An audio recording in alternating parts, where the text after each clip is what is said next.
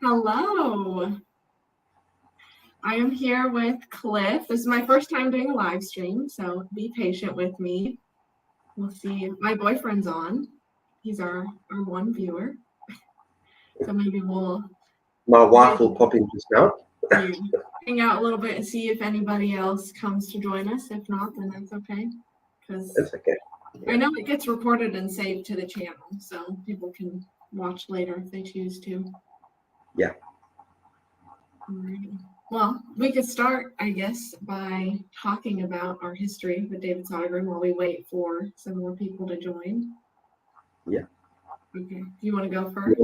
Tell us. You want me to go first? Yeah, sure. What you've read from him? Yeah. No, well, first of all, it was actually a subscriber recommendation. It just said you have to check out David Sodergren. And so the first book I checked out was Aha, which is possibly his most popular. And yeah, I just fell in love with his writing.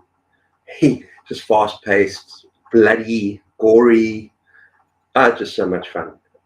But at the same time, so original, his ideas. And the horror's like a folk horror thing. And then I also read Maggie's Grave, which is actually my favorite by him. It's a lot of fun. And then, what's the other one? The Forbidden Island. Yeah, Forbidden Island. And then finally now, Rotten Tommy. I'm going to do it tonight. Yeah. How about you? I think mine was kind of similar. So we have a few more people on. Hello, this is Cliff. Yeah. I read the horror first, and I think it was because I've just seen like so many people online posting about that one, and I decided to pick it up. And I really, really loved that. That is a 5-star for me. One of my all-time favorites, just in general, not even just speaking about this author. And then I went on to read Maggie's Grave, which was also a 5-star for me. Cliff and I were just talking about that, and some of the scenes within that book that still stick with me. And then I also I'll never forget ever. Yes. Yeah. And then I also went on to read The Forgotten Island, so we kind of followed the same path. This one I gave 4 stars. I didn't like it as much as the other two, but I still really, really enjoyed it. And then, just a little while ago, I read this one, And by God's Hand You Shall Die, which I gave it 3.5 stars. It wasn't my absolute favorite. Like, I still loved the writing and all the bloody and the gory things that David Sodergren is known for, but I didn't connect as strongly to the story. And then that brings us to Rotten Tommy. So this was book number 5 for me by this author, if you want to count it that way. But I know he also just announced that he has a pseudonym of Carl John Lee, which I've read 2 books from. The Psycho Teenage Bloodbath. Yes, Psychic Teenage Bloodbath. I've read, and then I've read Horror House of Perversion, and they both have sequels that I have to get to. So we'll say hi. This is just Janelle, I think it says. Hello. Thank you for joining us. And this guy, I don't know who that is. Derek? Probably not my boyfriend. Yeah, I love the picture there. His shrug picture. Alrighty. Well, let's go ahead and get into it. So, Rotten Tommy. How should we explain this book? We have a main character named Becky, and her mother went missing, I think it was 40 years in the past where we meet her at the beginning of the book. And she finds within the walls of her home 3 VHS tapes. And I don't know how much you really want to give away there. It kind of it's just kind of, you know, we can talk about her life though as well, just from the very beginning. We can see that her husband's not exactly, because they're a little bit distant. We're going to talk about that later. Yeah. But yeah, at the very beginning there's a prologue where there's going to be a children's production. This is 40 years earlier, and it kind of becomes a bit of a mess. You know, I think the producer goes to see the director or whatever, and he's in the home. It's not really a spoiler because it's the first few pages, right? Mm-hmm. Yeah, and he's talking about keep the windows shut day and night. keep the windows shut at night. You know, it's like a children's rhyme sort of thing. Yeah, and it's all to do with this tape, and obviously that's linked to this children's production, and it's just really interesting. And I mean, yeah, all we can say is I'm sure if you read the synopsis at the back of the book, it will say that it's not a good idea to watch these videotapes, basically. Yeah. But because it might hold clues as to the whereabouts of Becky's mother, she's going to open the videotapes. She's going to try and watch them. And then I think in Goodreads it says it opens up a whole mystery that would have been left. Is the wrath of Tommy. Yes. Which you'll learn about later on. And I like that you bring up the prologue, because that's something I wanted to mention. In David Sodergren, all of his books, that's one of my favorite things, is he always has a very strong opening with this prologue, bringing you into like this crazy, gory kill scene. And then you start the story. And I just really like that. I like when books do that. It sort of sets the scene, Yeah. And then it's normally in the past, and then you fast forward, in this case, 40 years later. And this tape is in the walls. Because they're doing renovations, aren't they? They want to build an extra. And also it's important to say at the very beginning, it's not really giving anything away. We can see that there's something different about Becky, right? There's something different about her character, and we're going to go into that later when we're going to fit in very well with. You froze just a second for me. Have I just frozen? Yes. Yeah. Oh, sorry. You did as well there. We're back now. Yeah. So yes, like you said. Sometimes when I nod my head towards the TV, it seems to do that. So maybe I should just sit back. That's weird. Yeah. Anyways, so yes, like you said, there's something a little different with Becky, but we'll get into that a little bit later. Yeah. So I guess we'll keep it spoiler free at the very beginning for maybe those that are watching us, just for our thoughts that haven't actually read the book. So I guess I can go first, my kind of spoiler free thoughts. I gave it 4 stars. I really, really enjoyed this. I liked our main character. I liked Becky. I think she was really interesting to follow.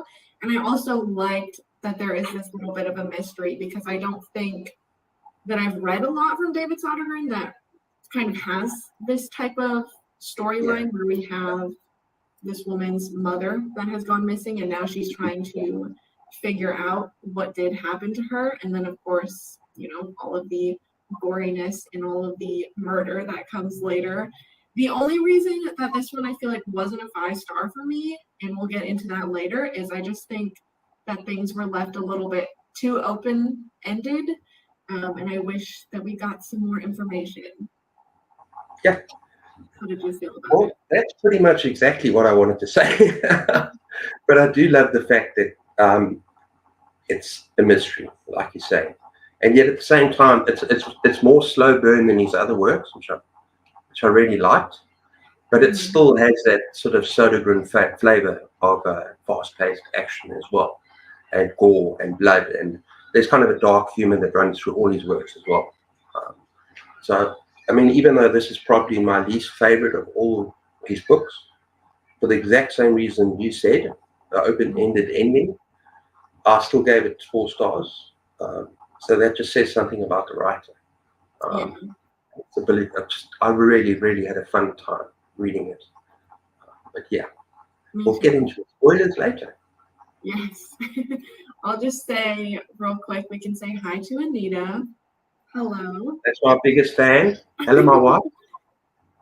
Both of our biggest fans are here today, which we appreciate. Alrighty, so we'll go ahead. Let me pop this up. We're going to go ahead and get into our more in-depth discussion. So if you haven't read this, I do give you permission to leave. There will be spoilers, but if not. But if you don't intend to read it, and you just want to hear how awesome our conversation is going to be, then just stay around. Yeah. I agree. Alrighty. So of course, the first thing that I need to ask if you were in this situation and you found these tapes in your wall, would you watch them? I would be very curious. I would be super curious because I'm the kind of person that, just let's have a look. Let's just have a look. Yeah. But I'm also the kind of person that at the first sign of something, oh no, wait, no, this is not right. Something's going to happen here. I will put them away. But then I'm a curious person. Maybe later on I'll come back to them and carry on. I can't help myself. I'm like that. Yeah. I think I would definitely be the same way. Especially, like, I feel like it would definitely be a red flag that they're inside of the wall because you'd be a little bit suspicious. But I think the curiosity would get me.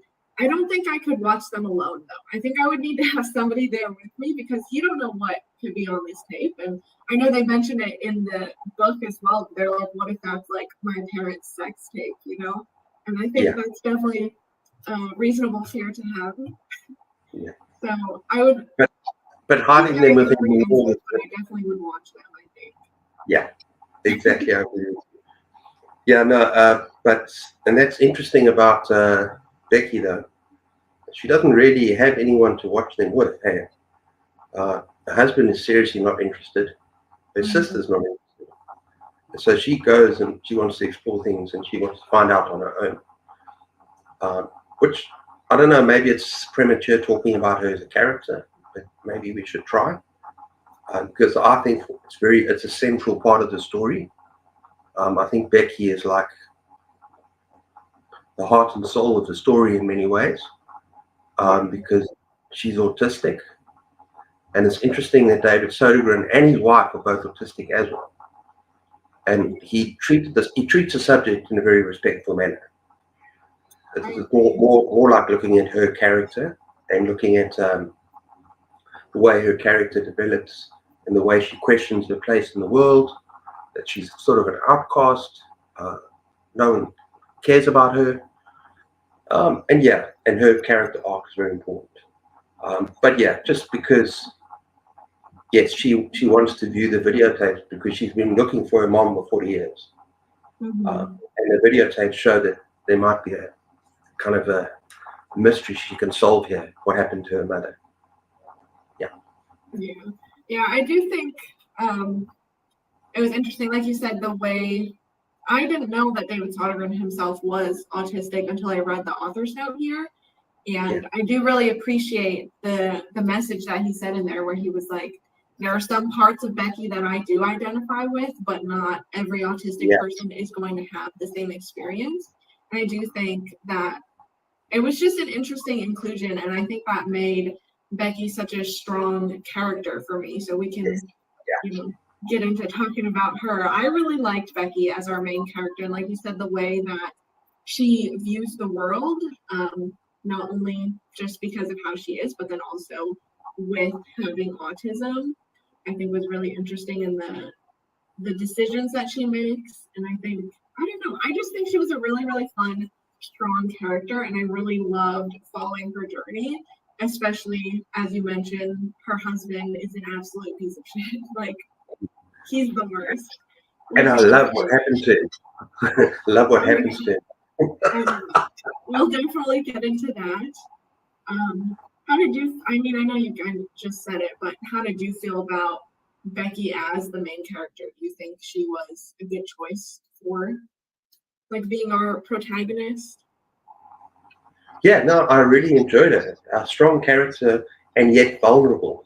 Mm-hmm. And it's sort of almost like she's so vulnerable to the world and to people and so on, and yet she makes decisions, intuitive decisions, and pretty strong decisions.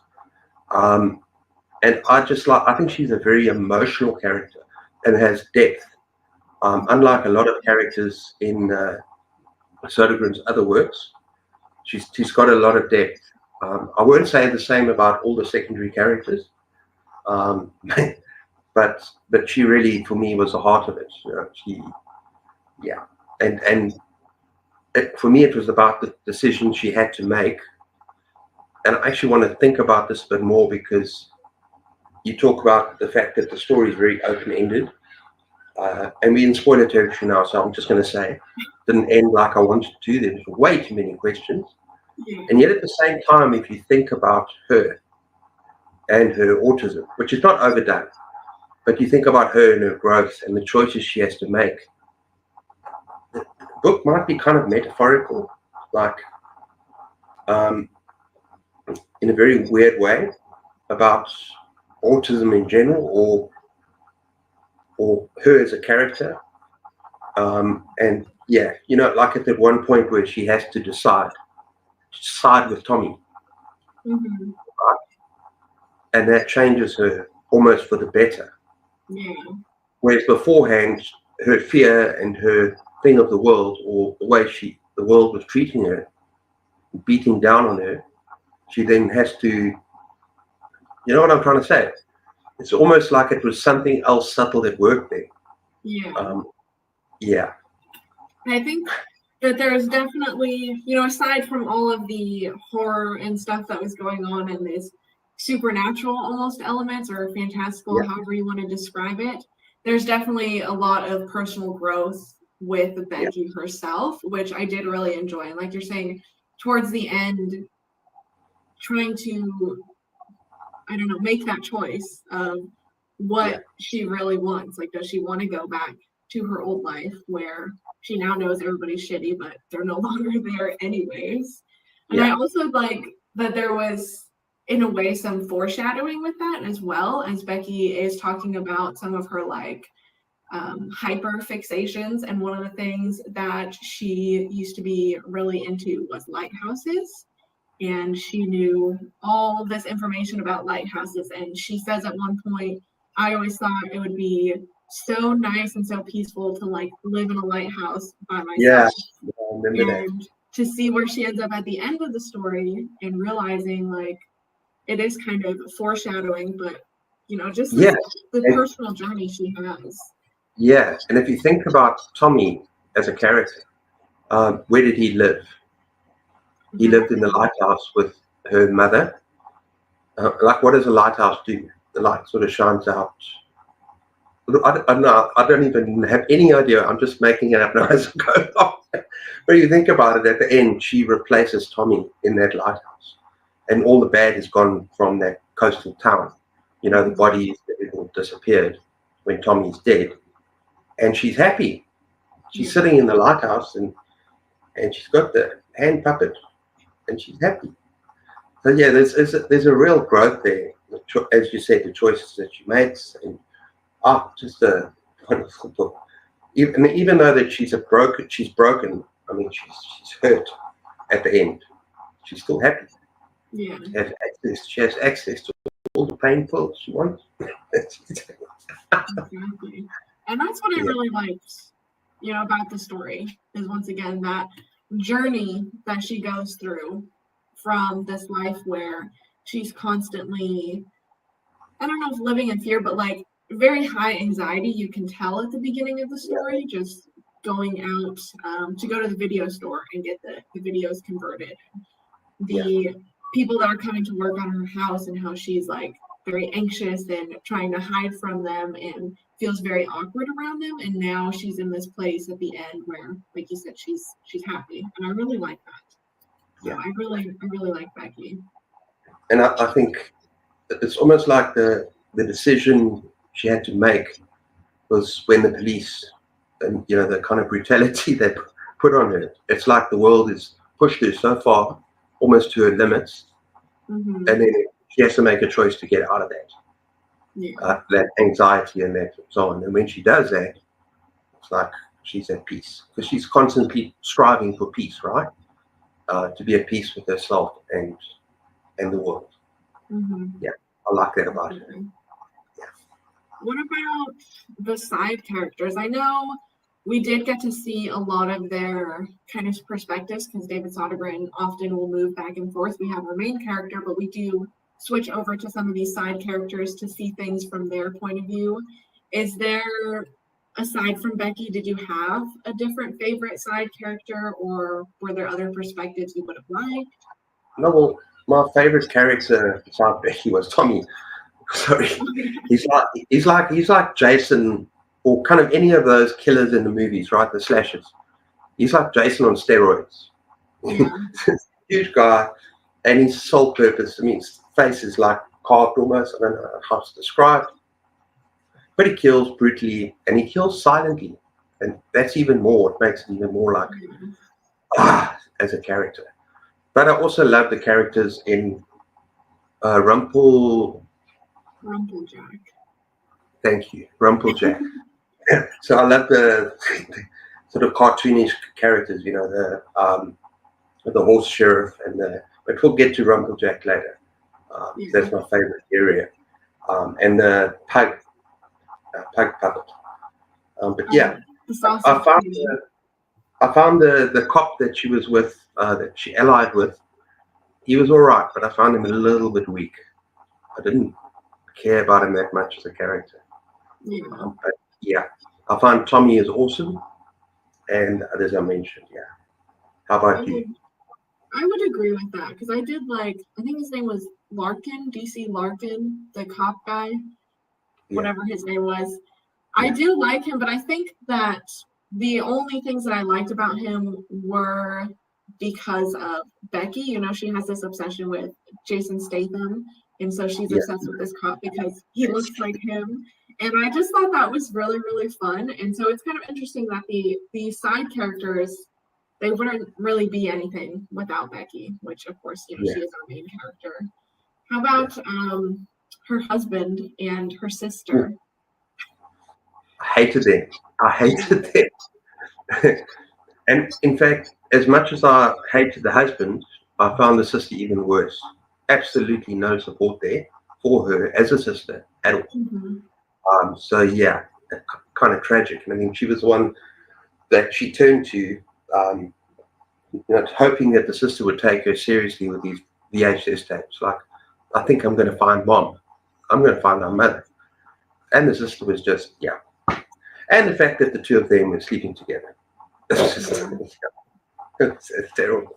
Exactly. Yeah, and I think that's something that another thing that David Sodergren does really well, specifically for me, when I think about that, I think of The Forgotten Island, where he's really, really good at writing like just absolutely hateable characters, like people that are just the absolute worst. And there's definitely a few of those in this one and within Rotten Tommy. So I don't know how he does it. He just like is really good at just creating these characters that you just hate. And he creates his characters you hate, and then he kills them off in the most wonderful ways. Exactly. Right? And I mean, in Forgotten Island, that's the one thing I really enjoyed about Forgotten Island, is that he creates these despicable characters. And then, the kills are so creative. So much fun. Yeah. And I think like that would be a good segue to get into if you had a favorite part in this book. Because I know there's a part that stands out to me. I don't know if you, maybe we have the same favorite part. But I think one of my favorite killings is when Tommy comes for the sister and for the husband. Which, first of all, I just think was a really interesting way it was done to begin with, because they're watching the tape, and the tape starts to change, and they realize that they're watching footage of the house that they're in, and it's Tommy coming up to them. And then, of course, you know, he... For me, it was very creative, that I kind of cringed a little bit. You know, I kind of crossed my legs a bit. It was not comfortable reading about at all. Well, I just really like. So I like the way that it's described, that Tommy takes Becky's husband's genitals and uses them essentially as a suitcase handle. And what I love about that is in the next scene, while he's being murdered, Becky's trying to call him, and it switches to her perspective, and she goes, "This man doesn't even have the balls to answer." And that got a good thing. That was actually right before, because remember, the husband was actually hiding downstairs. He found a hiding place, and he didn't have his phone on silent. So Becky tries to phone the husband, and the phone rings, and she's trying to phone the husband to check that he's all right or whatever. I don't know, but it's just so ironic and so brilliant. And it's so perfect. First of all, that should be like, hiding number 101. Like, if you are going to hide in a place to try to call the cops, make sure your phone is on silent and turn your brightness down. Yeah. Turn your phone off. Yeah. Call the Yeah. cops and then turn your phone off. Yeah, so that's a kind of horrible way to die. Yeah, like you say, carrying him upstairs by his genitals, and then yeah, something had to give. Well, like you said, it's just the irony of it, you know, with him sleeping with Becky's sister, and then that Yeah. is when Tommy comes to get them, and I really enjoyed that. I think that was Yeah. probably one of the standout moments for me. Did you have another favorite part, or? Yeah, I did. But first, I want to say, yeah, in terms of David Sodergren, he is very gory. But what I like about him is that he doesn't get absolutely. Maybe he does under his aliases with the other novels he writes, but he doesn't get completely carried away. He gives you just enough to make it, oh, wow. You know what I mean? So he gives you enough to make you really cringe, and then it's gory, but it's fun. But he doesn't like kind of go into pages of describing, you know what I'm trying to say? So with all these novels. I agree. I think that he kind of like, with the novels under his name, kind of borders that line between like horror and extreme horror, where I get if it's too much for some people, but I think when he writes under his other name, Carl John Lee, that's when he really just goes off, which I don't think you've read any of those yet. I know you want to read Psychic Teenage Bloodbath, so you'll probably see it's definitely a step up from that, but that's I'm not a scaredy cat. I've read quite a lot of extreme horror. I've read quite a bit of it. You'll be fine. But it is interesting because I feel like the novels written under his actual name, David Sodergren, are more able to be widely enjoyed because they aren't super over the top, like you're saying, and then they still have these characters that you really care about. So I definitely agree. Have I frozen? It looks like you've frozen. Or am I frozen? You might have froze a second for me, but I was talking, so I guess I didn't notice. That doesn't matter. It's just wonderful technical difficulties that I experience all the time on my live shows, people. Okay, my other favorite scene is when they actually go into the little coastal town of Rumpeljack. Yeah, I got it right this time. And there's two parts to it. Number one, when she expects this cop's like, come on, I want you to go Jason Statham on me. Like kind of go through the gate. She wants to. It's so cute. It's so cute the way she goes on about this guy. And it's like, she wants him to crash through the. It's really funny. And then another thing is obviously when they get to the police or sheriff's office. And I just love that whole scene with these creepy supposedly children's puppets and characters. You know, he takes the whole idea of children's what's supposed to be innocence, and in this novel, and he just turns it on its head with this Rumpeljack. Turns it into like kind of nightmare fuel. You know, with that not Giddy Up, what's his name? Giddy Up. Stick him up. Yeah, very close. So that like that horse is just vicious. It's like, so he turns these things into, what's the right way to say it? Subverts expectations, you know. And I actually want to say something because I saw an interview by an extreme author, not an interview, a review of this book. And he loves this book and he knows David Sodergren. He was talking to David Sodergren.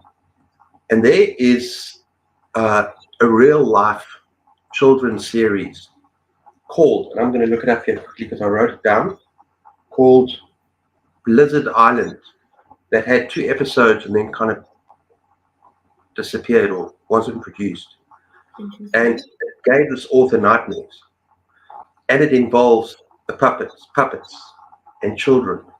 And it involves, I wrote this down, hang on, kids and a giant and an island. and you can actually find it on YouTube. Oh, really? Did you watch it? You can actually watch the first episode on YouTube. Now, I have no idea whether it influenced Sodergren. Might have. But this author was saying that he watched these as a kid and it terrified the hell out of him. It's called Blizzard Island. And then I think those 2 episodes, it was supposed to be a long-running thing, kind of became a movie. And I can't remember the name of the movie. But the interview, or rather the review, is by, hang on, Steve Stregg, who's an extreme author. Yeah. And so it's all there. You can actually find it on Goodreads, but you can also find it on just, kind of Rotten Tommy interviews or Rotten Tommy book reviews. And it was really interesting. And I actually watched the beginning of this YouTube episode. It's creepy as hell for a kids thing. I'll have to look that up. Yeah, I know Steve and David are very close. I always see them talking. I think they've actually co-authored a book as well. But Steve Stregg, I've read a few books from him. And I would definitely recommend. Yeah, I think I've read 2 books by him, and they were both 3.5 stars. Like, they were so close to being really, really good, but I felt like there's something missing. But I would still recommend him. So it's really funny that you mentioned that, and I'll have to look that up because I have no clue. Blizzard Island. Say that again. Sorry. Blizzard Island. Blizzard Island. Yeah.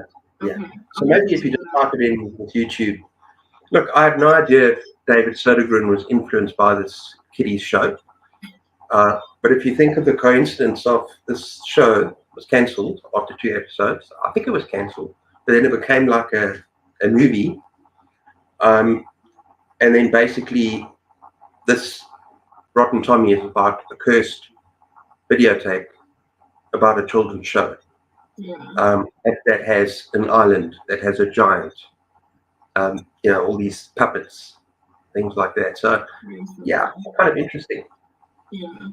Back to Rumplejack, though, that was one of my favorite elements of the book, and once again is why I feel like I was a little bit let down by the ending, but I thought it was so fascinating. Like, everything from the creation of the show and how they were filming it, and then they found that the video was changing itself when they went to edit it, and people would always have like a different experience watching it. Some people would see one thing, some would see the other thing, but throughout, like, the characters all stay the same. And then, like, you're talking about that scene where they go there and they go to the little sheriff's office or the jailhouse or whatever, and that reveal when they kill Stick 'em Up, and Becky's like, I want to see, like, who's beneath the costume, and they realize, like, that just a horse. It's a horse. It's just what it is. It's just alive somehow. And then the sausage thing as well. This little puppet that I think is really funny that he likes to eat sausages, and they even bring it up at the end of the book. They're like, I still don't know where the sausages go, but we'll figure that out later. I really like. And David Sodergren loves his pugs. Yeah. He loves his pug. And as you said yourself, he puts him in the books, but at the end, I mean, when you actually just go in there in the first time, there's a dead body, and the pug is on the arm. Where's my sausages? Yeah. It's just so bizarre. It's just so out there, but it works. It's just so much fun. Yeah, I thought it was really, really fascinating. I really love that. So, let's see. Do you have? I know we're going to get into this now. Towards the end of the book, where things are left open. I know there's a passage in here where Becky is sitting with the Sausage King at the very end. You know, Tommy's dead. She's a tease. It's a tease.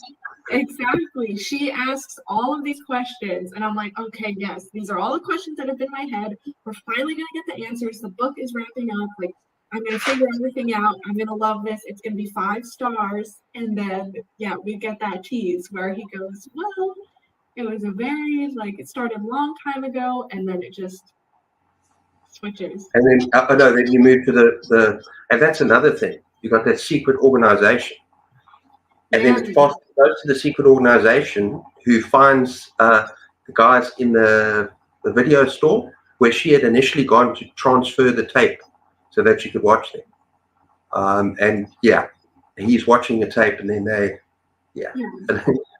because he's saying, "Oh no, this is rubbish. I don't want to hear about all this nonsense.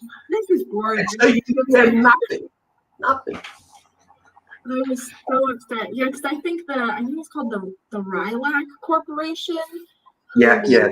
The whole town of Rumplejack is under their control in the show itself, and there's clearly something weird going on there. And I am so curious to learn more about that, and to learn like what else is under the control of this corporation, like what other secrets are out there in the world, and what do they really do. And I wish that would have been explored a little bit more. Yeah. The origins of Tommy himself. Oh, I want to know about Tommy. The biggest thing I want to know more is, where did Tommy come from? Yeah. Is he a figment of her imagination? Is he a real monster? Remember I said about that whole metaphorical stuff? Is David Sodergren kind of teasing us with this idea that it's all in her head, or that, and he's like the dark side of her or something? I don't know. I just really wanted to know, and I wanted to know how that videotape, the cursed videotape, with this world, Rumplejack, and with this failed children's production, what happened? I want background information. I want to know, because I don't mind reading. I don't mind reading a book. I don't mind reading a book where there's an element of mystery. But when you're reading a book that you actually really enjoying, and you're loving a character, and the whole way through you're just waiting for the reveal. You're waiting as you're reading. You want to know where this character is coming from. You want to know about this town because it's so much fun. And then at the end, this puppet says no. Well, he says yes. It's just feed me sausage first. But then it's just like no, there's nothing. Sorry. I was just let down. It's really frustrating, but in a way, I also can kind of appreciate that at least David Sodergren acknowledged that we want all these answers, and he just wanted to tease us a little bit. Because I think, he could have gone the other way and just not ever brought anything up, and I think that would have been much worse. But I did actually read a review where there's a hint maybe that there's some sort of sequel. I don't want to put ideas out there that's not true or not real. I just read something, and apparently David Sodergren did say in an interview that he might be exploring this world again, or parts of it, maybe the secret organization or something. So if he does that, I will all be forgiven. It will be a 5-star. I need a prequel and I need a sequel. I need to know everything. I need to know all about Rumplejack, how it started, the original show, and then also the fact that all of the cast members from the original show it mentioned were dead, except for the director because he gouged. How did that happen? Yeah. I guess we're to assume that Tommy got to them, but I want more information. And how did the director end up in that little house in Scotland, hold up there, with the tape there? How did he end up there? How did he escape? What happened? It's such a tease. I want to know what's going on. Yeah, I'm in the same boat. I have so many questions, but because I enjoyed the rest of it, that's why it's still 4 stars for me, even though we have all these questions. Another thing I kind of wanted to be explored a little bit more was Becky's relationship with Flora, her sister, because I feel like there's history there that we don't really get too much into. I know she's this horrible person, but how did it start? Because I think it did hint that she was the popular one, even with the mother and father. It did hint that she was always the popular one, always the one that was going to make it and attractive to other males and all that kind of thing, and she was just kind of the reject. I think it did mention that in the story, but it would be nice to go into her backstory a bit. A little bit more. Just I don't know, just because Becky's such an interesting character, just more of her upbringing, and especially with her parents as well, because we come to learn that Tommy wanted Becky when she was a child, but her mother went and took her place. So I just feel like because it's characters that I enjoyed and a story that I enjoyed so much, that's why I'm saying I could definitely do a prequel and a sequel. Like, I will read everything about Rumplejack because it was just absolutely fascinating to me. Yeah. I enjoyed the scene with her father as well in that mental home, in the home, and how he reacts to the tapes, but because he's not there. But also with the mother, she's the only one that seems to be interested in finding the mother. Her sister's not interested. So there must have been a connection. There must have been a connection there. Yeah, that the mother did not have with the others, even with the father. I don't know. Yeah. That is interesting. Yeah, more But Tommy, who is Tommy? I want to know about Tommy. I do too. I want to know, like, just how, like, where he came from. What was Tommy's story? Because there's clearly something deeper going on, because he comes around at the end and we realize that he's not trying to kill Becky. He's trying to take Becky back to this place where he knows that she'll be happy. You know, even at the end, bringing her stuffed penguin that she's kept with her Yeah. the whole story.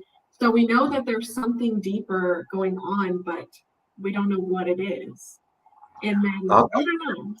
It's just interesting. It drove me crazy. It drove me crazy. I was waiting for that Pope to start talking. Yeah. You've had the sausages now.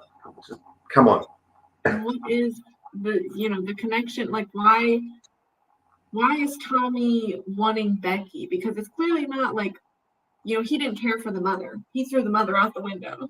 So it's not like he was a special connection with the family. It was Becky herself, which once again, there was one moment in the book. There was one moment in the book where it's alluded to the fact that Becky was in the show, holding hands with this giant guy, which is probably Tommy. Remember that? There was one moment on vacation. That was when she was missing, supposedly.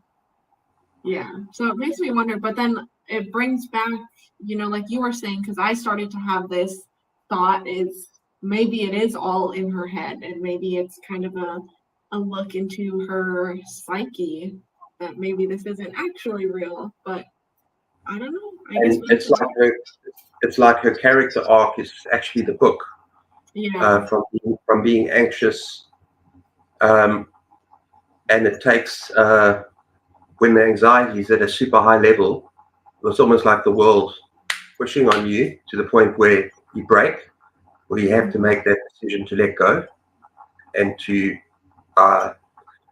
that's where she gives up to Tommy, takes his hand, and so that they're one then, So it's like she's not fighting that part of her, and then she gets what she wants, where she needs to be happy. So maybe it is kind of, but still, I want to know. I want the sequel, but I think that's definitely an option. It's definitely a big theme within the story, is Becky's autism and the way that she mentally perceives things and handles things. And, at the end, how she's in the police station and she's like, please, I'm innocent. I didn't kill anybody. Like, why are you doing this to me? And then she gets to that point where she's like, you know what? Whatever. If they want to make me a killer, then I'm going to be a killer. And she starts fighting back. Yeah. But I think with the autism, he never makes it, he never overdoes it. He never makes it a big deal. Because like you said, it's not different people have different kinds of autism, right? I mean, I don't know. I'm completely naive when it comes to that. But he never makes it, he never overdoes it. Yeah. So he does it in a very responsible, sensitive way. And I think you're right. It's like the world's put so much pressure on you, right? Something's gonna give.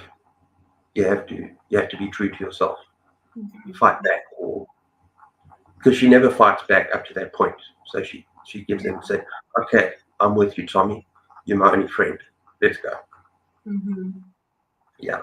So it's weird. Yeah, I just think it was really interesting, and I also liked the conversation around like her being diagnosed later in life and how her relationship was fine, and then all of a sudden she has this autism diagnosis, and the things that her husband used to love, like her little quirks or whatever, now that they have this name attached to them, now he isn't He into it, turns, you know? yeah. He takes And then he opposite road. sees her penguin and all the things on her bed. Yeah, it's like he turns on her. Yeah. Because now she's got this diagnosis, which is kind of ridiculous. Yeah. I think that's another reason why I love David Sodergren is, you know, he always has the over the top, gory, crazy, really fun like books, but then there's always these deeper elements to it, or like real life horror kind of taking place, like in The Har, how the whole thing is this village is getting wiped out because these billionaires want to come in and build a golf course. And So one of it's my like, favorite protagonists ever in that yeah. book. And I feel like he's just always has so much deeper things than the surface level, like crazy horror stories. And that's just why he's one of my favorites, is because he blends it so well together. And I really, really appreciate his work. Yeah. That's like there's this underlying kind of emotion and feeling in his books. Yeah.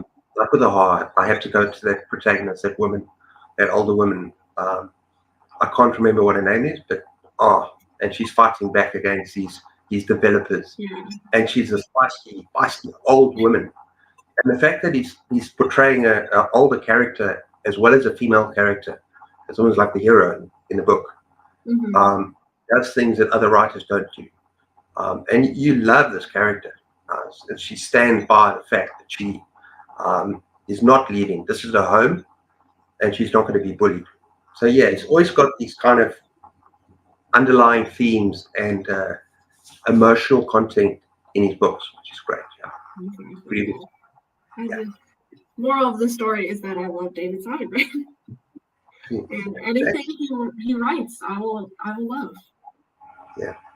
So, well, I guess we can see if you have any. Oh, you have something else? Go on. No, go on. I'm waiting for you. I was just gonna say, do you have any other like similar book titles, or kind of an idea of what type of person you would recommend Rotten Tommy to? Okay, before I do that, I wrote down 2 quotes. Okay. I wrote down 2 quotes that I like. And the first one is this nursery rhyme. And I absolutely love this nursery rhyme. Now, let's go back to Rumplejack. We've been away too long. Your friends await, so don't be late to help them sing the song. Remember that? Love that. Mm-hmm. And then when they're right at the end there, when the Sausage King, the little pug puppet, and they're sitting in the lighthouse, the Sausage King had tried to dig the bullet out of her thigh, because there's a huge, crazy action scene where she gets messed up. Mm-hmm. So the Sausage King had tried to dig the bullet out of her thigh using a scalpel, but his little paws lacked the dexterity, and he ended up slicing a few veins. How they both laughed. I have that one highlighted as well. I love that. It's just so no matter what the pain she's going through, they say that she can go down the lighthouse. Oh, that's the only problem, is the stairs. But still, she goes into town and she can get whatever painkillers. No one's there. So she come back up the lighthouse, live with her hand puppet, whatever, and she's happy. Yeah, that's another question though. With the whole corporation, like they're bringing in all these supplies, like I guess we could just go on forever and ever about all of the questions that we have. You asked me to come up. You asked me to come up with some quotes. Do you have any? Well, that's what I'm looking at now. I have so many things that I have written, and I like because you were just sharing that one, how they had laughed when he's talking about cutting open her leg. But I also like the quote after that. After the fiasco, they left the bullet alone as a reminder of her past, of a life spent trying to survive in a world that wasn't built with her in mind, which just brings back, those themes of just her personal journey and everything she had going on mentally, and I just really enjoyed that. Better to be hurt and broken and happy within yourself than to try and fit into a world that doesn't need you. Exactly. I mean, the story there, I think, yeah. I think that is kind of a good takeaway message. Yeah. Alrighty. I think the one thing I don't think there's any book like this. I couldn't think of another book like this. But if you're looking for fast-paced horror, very gory, very well written, and also very 80s kind of B-movie style horror, because David Sodergren loved his B-movies. He loves his horror films. And in an interview, he actually said that he likes to write like he watches. He likes his books to almost sound like movies, or to read like a movie, like a B movie. And I mean, the only other authors I can think that are kind of pulpy, trashy, a lot of fun, but maybe a Richard Lehman kind of author, possibly. Yeah. But I haven't found anything as fun as him. Richard Lehman's been more miss than hit for me, but maybe one or two of these might hit the mark. Not sure. What do you think? Yeah. It's definitely hard to recommend.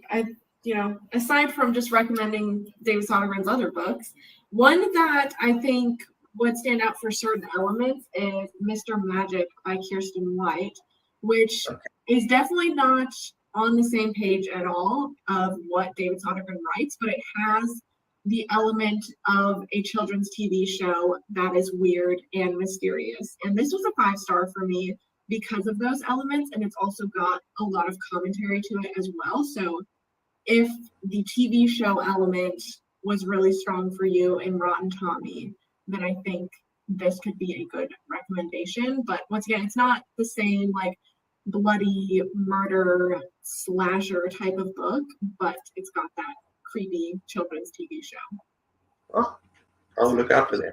That's the only one that was coming to mind that in some ways reminded me of Rotten Tommy, but it is a hard one to really recommend similar titles for because it is so unique in itself.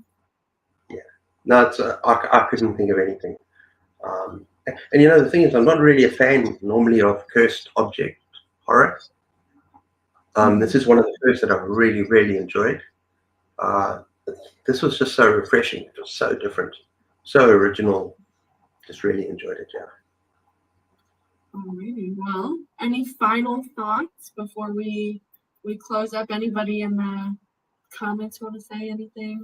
Yeah. What do you want to? Let's have a look at the comments. I haven't gotten anything new from Anita popping in to say hi. I think we might just have some lurkers, but that's okay because I'm the same way.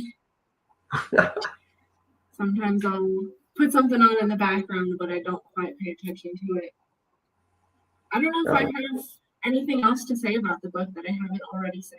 Just that. Yeah, I can't think of anything. I can't think of anything. It needs a sequel, yeah. And it needs a sequel and a prequel. Exactly. 100%. I will read everything. He can make them like 600 pages and I'll read because I want to know more about Rumplejack. I think he's froze a little bit. I'll be back. I want to know more about Tommy. Yes, Tommy and Rumplejack and everything, and what Becky's life is like after we leave her off at the end of the story. Yeah. Oh, that was awesome. I enjoyed that. Yeah. I said that was awesome, and this is actually perfect length for a book review. So well done.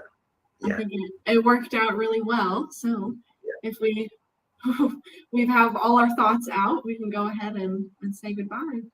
Yeah, so we're gonna say goodbye. Thanks everyone for watching.